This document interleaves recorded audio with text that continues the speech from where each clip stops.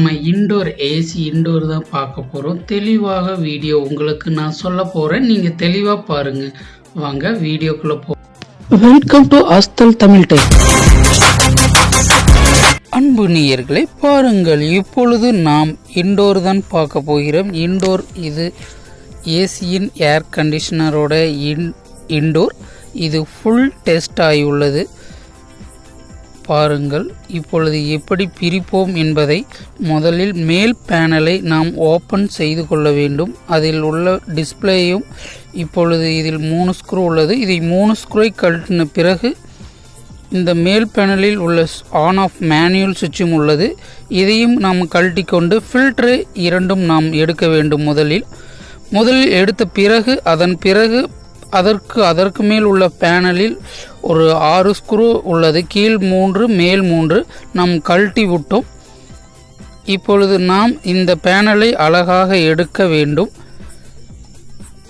இப்பொழுது எடுத்த பிறகு நாம் இந்த ஃப்ளாப் உடையாமல் அழகாக டிஸ்பிளே இந்த பாக்ஸுக்குள்ளே போகிற மாரி நாம் இப்போ எடுத்தாச்சு.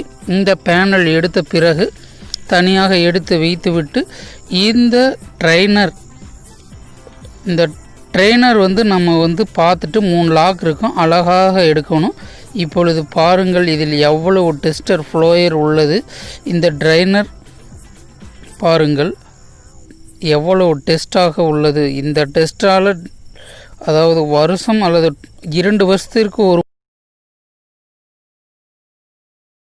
பண்ண வேண்டும். க்ளீன் பண்ணால் மட்டுமே இன்டோர் நல்லாக நமக்கு கூலிங் தரும். இல்லை என்றால் உள்ளே அதாவது வீட்டிற்குள்ளே நாம் மாட்டியுள்ள போது இந்த டெஸ்டர் அடைத்த பிறகு ட்ரைனரில் தண்ணி உள்ளே வர லீக் ஆக வாய்ப்புள்ளது. இதன் காரணமாக தான் இந்த இன்டோரை நாம் கழட்டி கொண்டு வந்து இப்பொழுது நாம் இந்த சர்வீஸ் பண்ணுவதற்காக பிரித்து கொண்டு உள்ளோம். இந்த எர்த் ஒயரை கழட்டிய பிறகு இந்த டிஸ்பிளே ஆனது நாம் இப்பொழுது பார்த்து ஒவ்வொரு ஸ்க்ரூவாக நாம் கழட்ட வேண்டும். ஏனால் விதவிதமாக அதாவது டைப் உள்ளதால் நாம் ஒவ்வொன்றும் நாம் கரெக்டாக இந்த சேக் பின்னுகளை கழட்டிய பிறகு ஒவ்வொன்றாக இது ஃபேன் மோட்டர் ஃப்ளோயர் மோட்டரோட சேக் இது இரண்டும் இது நாம் கழட்டி விட்டோம். கழட்டிய பிறகு ஒயர் கரெக்டாக நாம் வெளியெடுத்து இந்த டிஸ்பிளே போர்டு பிசி போர்டு தனியாக எடுத்து விட்டோம். எடுத்திய பிறகு இப்பொழுது நாம் மோட்டர் தனியாக கழட்ட இப்போ மேலுள்ள காயில் இந்த காயிலை நாம் இந்த சைடில் உள்ள காயில்களில் உள்ள இந்த 2 பக்கமும் காயில்களுக்கு 4 ஸ்க்ரூ இருக்கும். இந்த மேல் காயில் எடுத்த பிறகுதான் உள்ளே இருக்கிற ஃப்ளோயரும் மோட்டரும் அதாவது இன்டோரோட மோட்டரும் நம்ம தெளிவாக எடுக்க முடியும். இப்பொழுது நாம் இந்த காயில் எடுக்க போகிறோம். பாருங்கள், இந்த சைடு எடுத்துட்டோம். இந்த சைடு எடுத்த பிறகு இந்த சைடு நம்ம அதாவது பேக் சைடில் 2 ஸ்க்ரூ போட்டிருக்காங்க. இதை எடுத்த பிறகு நாம் இந்த சைடு 2 ஸ்க்ரூ இருக்குது காயில். இதையும் நாம் எடுத்த பிறகு பாருங்கள், நம்ம எடுத்தாச்சு. எடுத்து காயில் தனியாக எடுத்து விட்டோம். எடுத்த பிறகு இப்பொழுது இந்த காயிலில் பாருங்கள் இந்த காயிலில் அழுக்கு அதிகமாக உள்ளது. இந்த ஃப்ளோயர் பாருங்கள், ஒவ்வொரு பிளேட்லேயும் டஸ்டானது அதிகமாக இழுத்து வைத்துள்ளது. நாம் இது கழட்டி சர்வீஸ் பண்ணிய பிறகு இதை க்ளீன் பண்ண முடியும். இது மோட்டரும் இந்த ஃப்ளோயரும் இருக்கிற ஸ்க்ரூ கழட்டிய பிறகு இந்தாண்ட புஷ் இருக்குது, புஷ்ஷையும் கழட்டிட்டோம். கழட்டிய பிறகு இந்த ஸ்க்ரூ கழட்டின பிறகு அழுங்காக இழுத்தால் வந்துவிட்டது. இதோட ஸ்க்ரூ தான் இந்த உள்ள ஃப்ளோயர் மோட்டரும் ஜாயிண்ட் ஆகிற ஸ்க்ரூ இது உள்ளே இருக்குது. அதை எடுத்தாச்சு. எடுத்த பிறகு நம்ம ஃப்ளோயர் தனியாக எடுத்துட்டோம். இந்த ஃப்ளோயர் பாருங்கள் டஸ்ட் அதிகமாக இருந்து மோட்டருக்கு தனியாக கழட்டுறோம். இதுக்கான ஸ்க்ரூ 4 ஸ்க்ரூ மேலே இருந்தது, அதையும் கழட்டிட்டோம். கழட்டிய பிறகு பாருங்கள், அதற்கு பின் காயில் இருந்த பேக் சைடு இன்சைடு எல்லாமே பாருங்கள் டஸ்ட்டாக இருக்குது. இப்போ தனித்தனியாக நம்ம இந்த ஃப்ளோயர் மேல் பேனல் எல்லாமே நம்ம இதுமாரி தனித்தனியாக பிரித்து வச்சுருந்தோம் இல்லை. இப்போ தனித்தனியாக நம்ம எடுத்து நம் கையால் வாஷ் பண்ணுறது நல்லது. இந்த பேனலு எல்லாமே ஓகேங்களா. இந்த பேனல்லாம் வந்து பார்த்திங்கன்னா இப்போ நான் உங்களுக்கு காட்டிக்கிட்டு இருக்கேன். இந்த பேனல் வந்து கையால் வாஷ் பண்ணுறது பெஸ்ட்டு. இப்போ பாருங்கள் இந்த பேனல் ஓகேங்களா. இந்த ஃபில்டர் எல்லாம் காய வச்சு இந்த ட்ரைனர் வந்து க்ளீனாக பார்த்து கழுவணும். ஏன்னா இதில் தான் வந்து தண்ணி வந்து போகிற லைன். இதில் கொஞ்சம் உடைந்தாலும் இந்த டேமேஜ், அதாவது தண்ணி லீக் ஆகிறதுக்கான வாய்ப்பு இருக்குது. இதில் வந்து நாம் கையால் வந்து கரெக்டாக கழுவி வாஷ் பண்ணி அது உடைஞ்சதுன்னா தண்ணி லீக் ஆகிறதுக்கு வாய்ப்பு இருக்குது. இதுமாரி ட்ரைனர் கிடைக்க வாய்ப்பு இல்லை. இதுமாரி ஏதோ ஒரு யூனிட் இதே போல் உள்ள யூனிட் செகண்ட் ஹேண்ட்ஸில், அதாவது வேணாங்கிற விதத்தில் வந்து யூனிட் கிடைத்தால் மட்டுமே இதுமாரி மாற்ற வாய்ப்பு உள்ளது. அதனால் இந்த ட்ரைனர் மட்டும் நம்ம வந்து எக்காரணத்தை கொண்டு கரெக்டாக வாஷ் பண்ணி நாம் வந்து கரெக்டாக போடணும். கொஞ்சம் டேமேஜ் ஆனாலும் நமக்கு வந்து இதன் மூலிமா தண்ணி லீக் ஆக நிறைய வாய்ப்பு உள்ளது. அதனால் பார்த்து கழுக வேண்டும். அதாவது க்ளீன் பண்ணி வாஷ் பண்ணி சரியாக செய்ய வேண்டும் என்று நான் கூறுகிறேன்.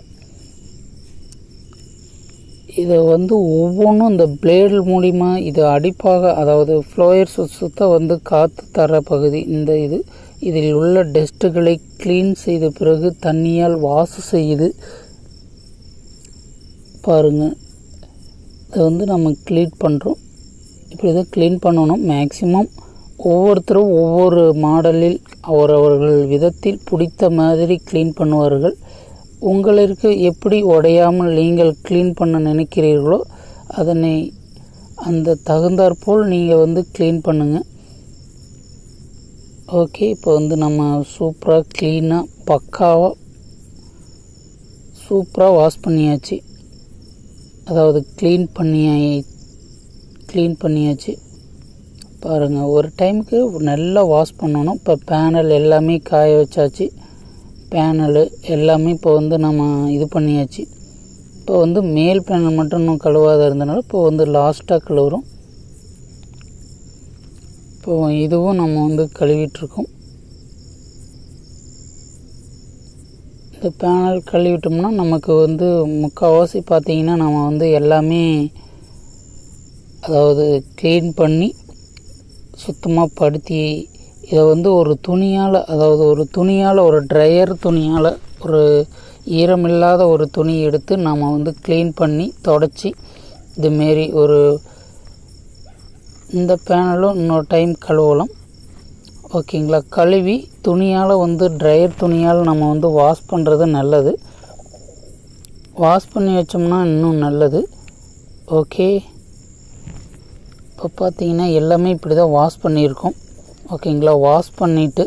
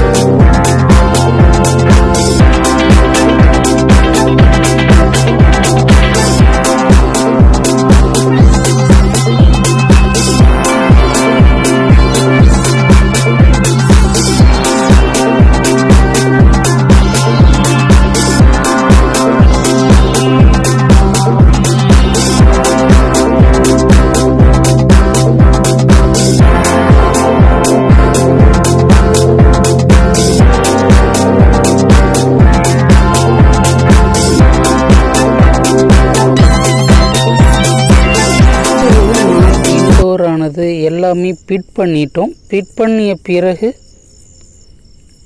நாம் இந்த காயில், இந்த ட்ரைனர் எல்லாமே நம்ம வந்து ஃபிட் பண்ணிட்டு நம்ம செவர், அதாவது வாலில் நம்ம வந்து ஃபிட் பண்ணிட்டோம். அதுக்கப்புறம் நம்ம வந்து ஃபில்ட்ரு, அதாவது ஃபில்ட்ரு இது கரெக்டாக நம்ம ஃபில்ட்ரு ஆல்ரெடி போட்டிருந்தோம். பட் தூக்கி வைக்கும் பொழுது கொஞ்சம் எடுங்கோடாக உள்ளதனால் நம்ம எடுக்கல. இப்போ வந்து நம்ம கரெக்டாக ஃபிட் பண்ணுறோம்.